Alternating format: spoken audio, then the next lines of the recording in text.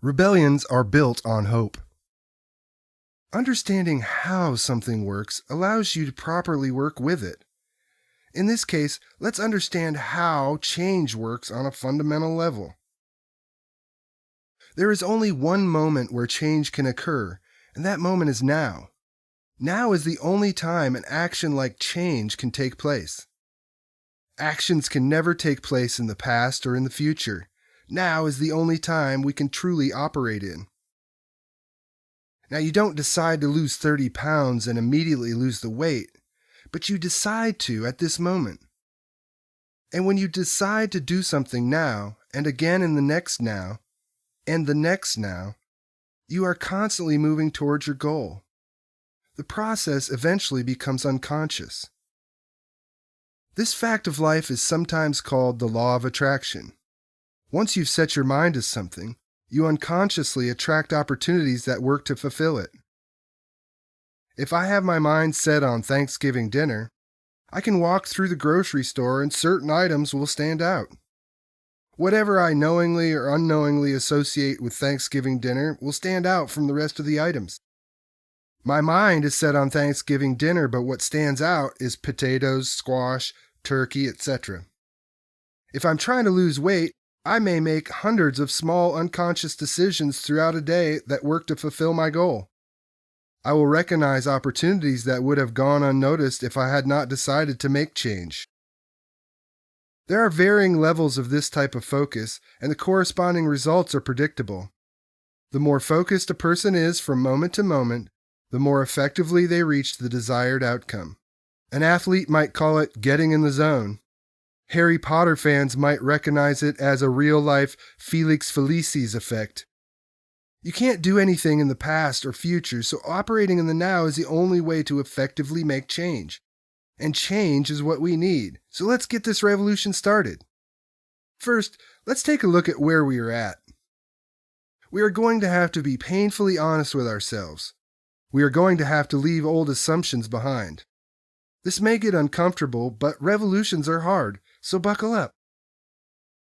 Although it feels like things have gotten worse in the world, the reality is that many people have a higher standard of living than ever before. More folks have access to vast amounts of information, so there is real progress being made. There is a small group, however, that might disagree. We are going to call this group the faction. For those born into multi-generational power positions, the spread of democracy and systematic freedoms is an encroachment on their position. Their names and numbers change, but the system they use to maintain their power remains the same. Since the faction have been making the rules, the process has been slow for the rest of us, but we have been making progress. Voting is arguably the most power we each have, and nearly all men and women have secured the right to vote in the U.S. That wasn't always the case, and it was a hard fight. It is easy to imagine that the faction was not thrilled that more people would have voting rights. They fought against that progress, and we could assume that they might still work to maintain their positions of power today. Except we don't have to assume. The faction works to limit any erosion of their power in broad daylight. They work against equality, individual liberty, and justice. They use propaganda, psychological warfare, and intimidation to divide us. If the population was informed by facts and data, and then voted accordingly, it would be the end of the faction's power. Power and greed has sickened the faction to the point that they lack a sense of fairness and moral values. They have no remorse for the injustice they perpetuate in the name of maintaining their power. Simply put, they are sick. We can't just ask them to get better. We have to help them. Power corrupts by its very nature. Power seeks more power, and the ancient illness takes hold. The only way for a society to reach the goal of liberty and justice for all is to divide the power evenly, each citizen holding a small bit within a system that prevents abuse and the concentration of power. The whole point of the first American Revolution was to wrestle the power from a central force, a king, and establish a system where the power is shared equally. This revolution will work towards that same end. There is no reason for bloodshed. This is a war of information. Using the Constitution as a shield and its promises as a sword, we will take a giant leap towards liberty and justice for all. Fortunately for us, we have some powerful tools to work with. The first tool is recognizing the fact that nothing is more certain to fail than success. Success is blinding. Success rarely allows for correction or adaptation. So as the environment changes over time, the successful mechanisms of yesterday no longer work as well. A reckless driver who successfully weaves through traffic at high rate of speed will become more and more emboldened until the crash. The crash is big and causes a lot of damage because the driver was successful at higher and higher speeds. The faction is not tested by consequences. They are rarely challenged. They are rigid, and their system will eventually crash. Their system is only artificially held together by teams of lawyers who write their success into legislation that favors their position. They have not had an idea that benefited society for several generations in most cases. The looming crash will be an opportunity for a new faction to seize control, so our war must be with the system that allows the faction to exist, not the faction itself. Understanding how prolonged success can lead to failure will inspire us to build a better system that has evolutionary flexibility. As new information becomes available and the environment changes, the system adjusts accordingly. The new system must learn. The next tool we have is that our struggles have made us skilled warriors. Most of us have survived by being flexible and creative. We have suffered through very uncomfortable times, and we have learned a lot along the way. We have marched honorably through unfair circumstances. Navigating the bureaucracy has made us savvy. Collectively, we all have our life hacks to contribute, and when this information is shared freely, we will all benefit from the experiences of each other. The faction does not have the same experiences. Having power is the only reason they continue to have power. They do not create or do anything meaningful for society. The faction have crowned themselves kings. They live in a bubble that they have created to protect themselves from interacting with anyone who isn't in their club. When their bubble collapses, they will have no skills to utilize or experience to draw from. Privilege is all they know. They recognize this and will fight fiercely to maintain the system as it is. We also have sheer numbers on our side. There are a whole lot more of us than those in the faction. There's also a whole group of folks who might think they are in the faction, but that is an illusion. They are just willing participants who are rewarded with a comfortable lifestyle. We'll call them middle management. These are the politicians, business people, and lawyers who protect and insulate the faction. The middle management folks see the task of shielding the faction from any consequences as an honorable career goal. They court favor from the faction as a measure of security. The middle management are a fierce bunch of problem solvers whose highly developed skills make them a formidable adversary.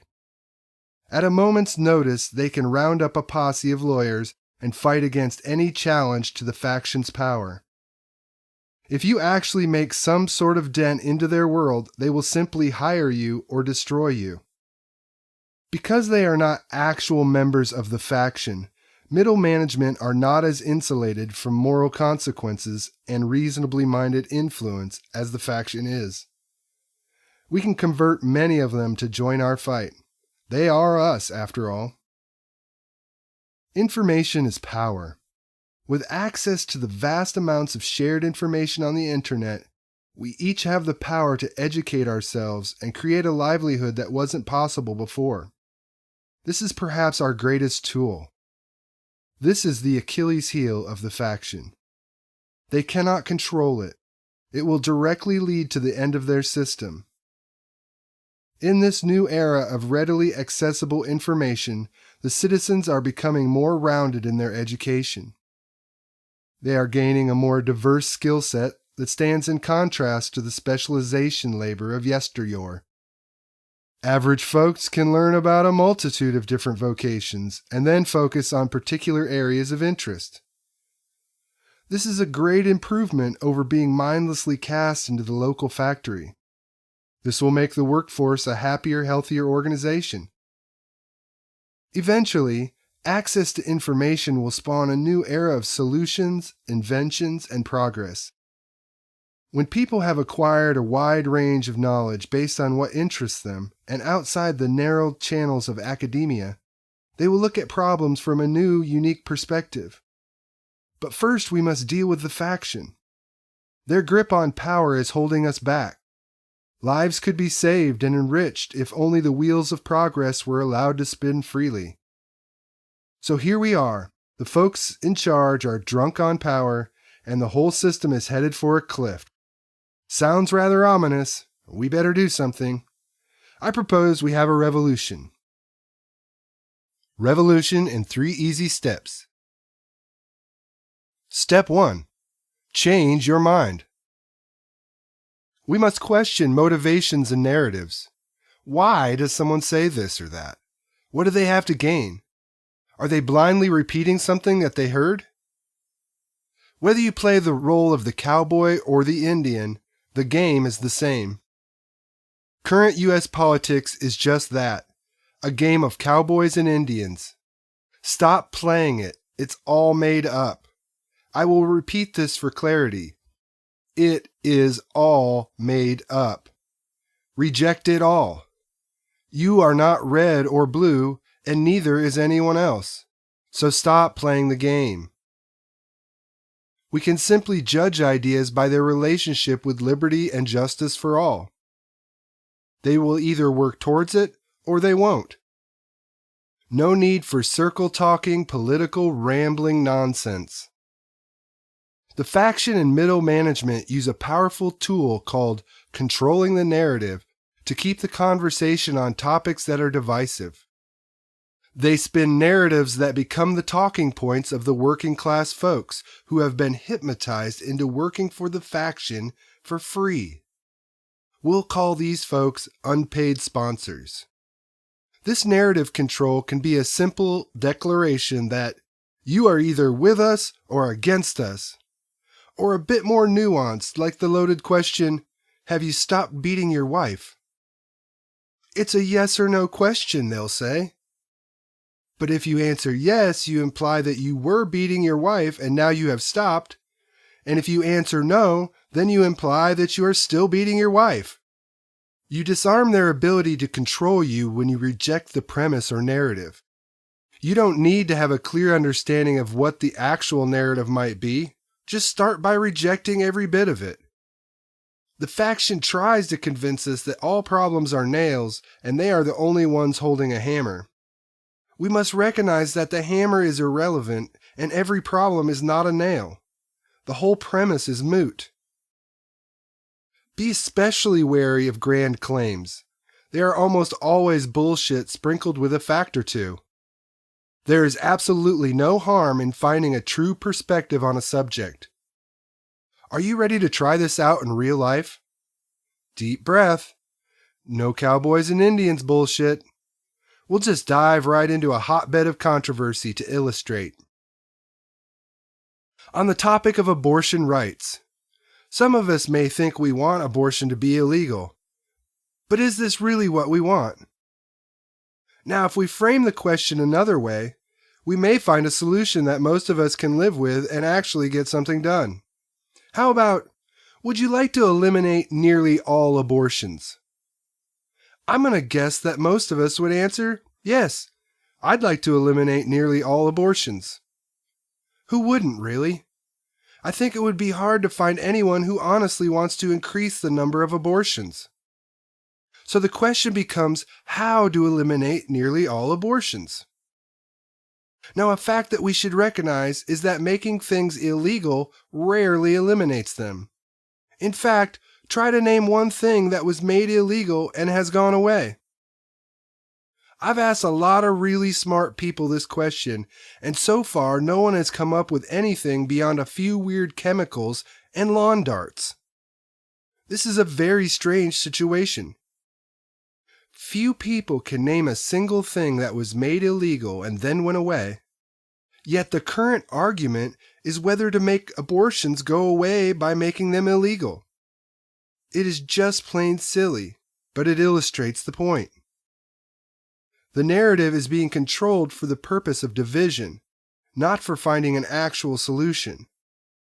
There are thousands of things we could do to eliminate nearly all abortions, but nothing happens because we are divided with surgical precision.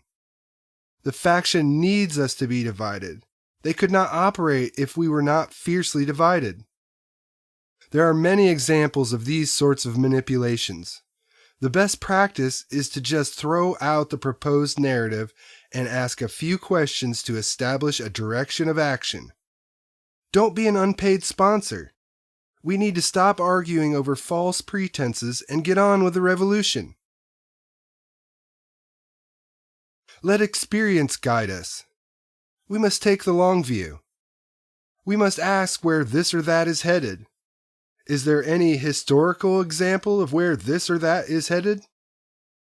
In the case of the faction and middle management, they would have us believe that they've earned their position of power, and to change the rules in any way would be punishing success. And they want you to believe that they can police themselves because they are really honest and smart. Let the experiences of the past show us the truth.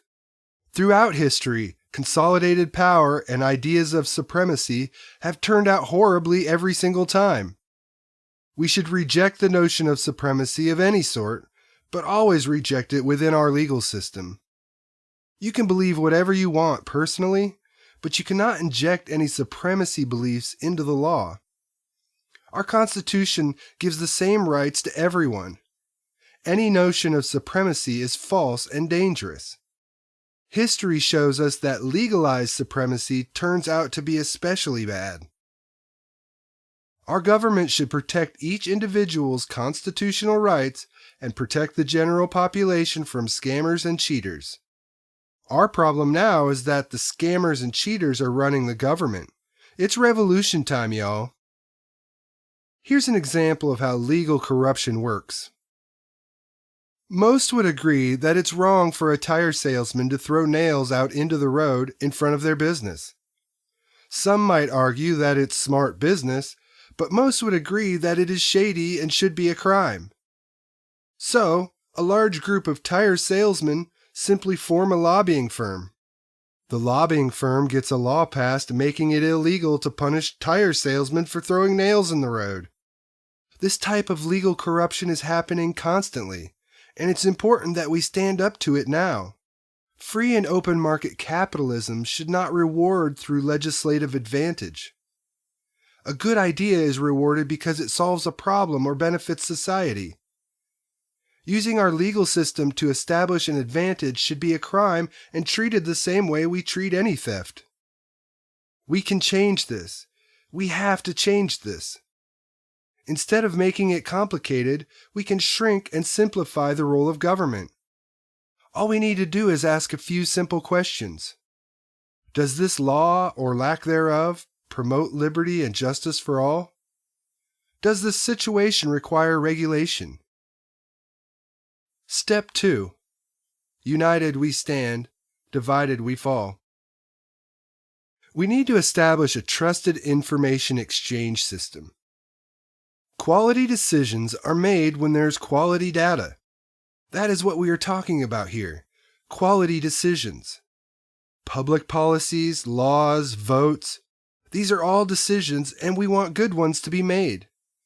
Like any change, big systematic change is not going to happen instantly. But we need to focus on it for it to come at all. That's just how change works. Liberty and justice are both moving targets. There's not currently liberty for all or justice for all, but there is some liberty and some justice. Again, we need to stay focused on these goals or they will never be realized. What we need is a system that automatically protects the process of gathering quality data and sharing it with the citizens. The citizens can then make quality decisions about who to vote for, and the elected officials have a clear understanding of what policies the public wants enacted. Essentially, this will eliminate the effects of shady politics. No more half-truth spewing slip-and-fall lawyers being bought up by the faction. Quality decisions, quality policies, and the whole system becomes an automatic liberty and justice for all seeking machine. That would be amazing, but what might it look like? First, I propose drafting the sports stats research people. This is a war after all, and I'm only half kidding. They can tell you the last time John Madden wiped his ass with his left hand in the Southern Hemisphere. Time, date, latitude, and longitude. There is no disputing information that is gathered like game stats. 14 rushing yards is 14 rushing yards. No way to spin it. Is a regulation a good thing or meaningless? Let's compare the data. With the regulation, the data said this. And without the regulation, the data said that. Apples to apples, no spin possible. Now the entertaining sports announcer guy, he's got all kinds of theories and trending analysis, but the stats researcher puts out the raw data and 14 yards is 14 yards, period. Before seatbelt laws, X amount of people had broken heads in car wrecks. After seatbelt laws, X amount of people had broken heads. It costs society X amount when someone breaks their head, so the savings is X. Is seatbelt use worth being regulated? Let the consensus decide that based on quality data. Data doesn't lie. It doesn't have an opinion or a political affiliation. The only reason not to establish policy this way is if you want to be shady, and boy do the faction folks want to be shady. They would lose everything if they did not operate in the shadows.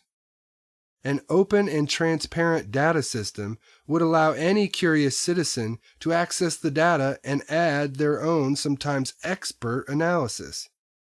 Why have retired accountants wasting away on golf courses when some would gladly look over the books and make sure nothing shady is going on? They might even find possible efficiencies that save public resources. Citizens policing the government? A freaking great idea, unless you're the faction. Let's address public debt for a moment. We badly need a complete and thorough audit of the entire government. Then we can establish a transparent public accounting system. To think we have a booming economy while adding $1 trillion to the national debt is lunacy. It's like signing up for 20 credit cards in your grandchildren's name and proudly maxing them out. Debt is a method of control, and the elimination of excessive public debt is as easy as sitting down with the bills, adding them up, and setting up revenue accordingly.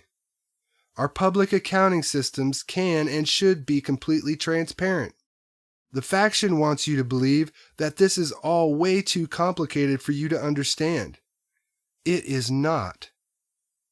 Do you believe that money grows on trees? Well, unless you're a fruit or nut farmer, it does not. Fancy accounting practices are just a tool of thieves. To recap, we must record data in a simple format, like game stats, and then allow everyone access to the data so we can compare apples to apples. Only shady-intentioned folks will be against this.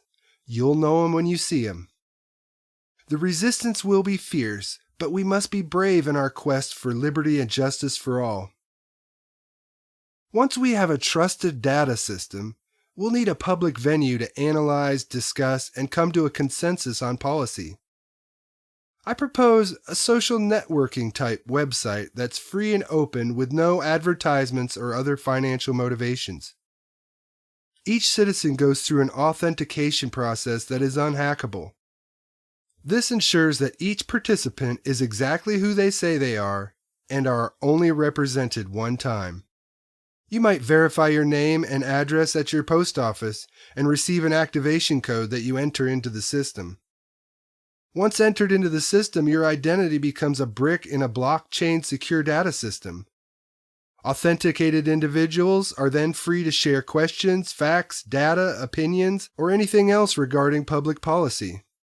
The system then groups similar topics and discussions into weighted forums.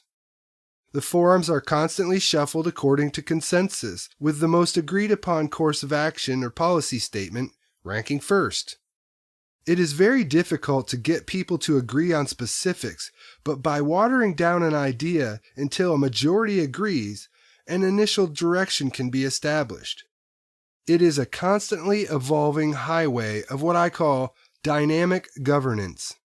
That is, consensus is free to change at any time. It is dynamic. New data might change the consensus. A better idea might be discovered. A new technology might be invented. A consensus might be to first gather data that answers a question. Once that question is answered, the consensus dictates the next action, and the next. The power of your vote becomes valuable every day, rather than once a year. You can change your mind and support a different consensus at any time. You can stay out of discussions that you have no interest in or knowledge about and participate in discussions that you know or feel strongly about. This system leaves our Constitution completely in place and works in harmony with it. The citizens are just simply better informed and in direct control of their government. Obviously, security would be the most important concern. Servers would have to be protected like military secrets, and redundancies would have to be established to prevent tampering. The system must be trustworthy. Once operational and utilized by a majority of the public, the system will generate an open-source public consensus of policy. Society will collectively learn of what works and what does not, and our goal of liberty and justice for all will be closer to being realized than ever before. Conspiracy and trolling are no longer widespread problems because they are inherently limited by their inability to inform consensus. Step 3. Open source democracy. Once the systems of gathering and sharing quality data are in place, the process becomes almost fully automated. The new system is pouring out a recommended course of action on any policy topic. The system itself is constantly refined by consensus. In this new system, public policy will be dictated by the hive mind of all the citizens who want to participate. Now it's time to go to the ballot box and vote for candidates who promise to implement the recommended policy. Once elected, if the official does not follow through on enacting the policies, we vote them out based on very clear parameters. The art of bullshitting the public is no longer an accepted practice. We no longer need polarizing political parties, think tanks, or policy groups.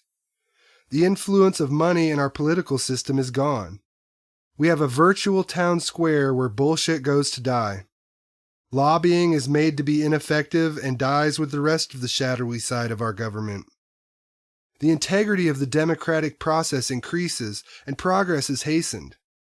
The efficiencies created in the government allow elected officials to keep their day jobs and not make a career out of politics. It's an all-around cleaner running democracy that allows us to trust and respect our government again. As the world watches the United States continue to become a more perfect union, there will be sweeping global change.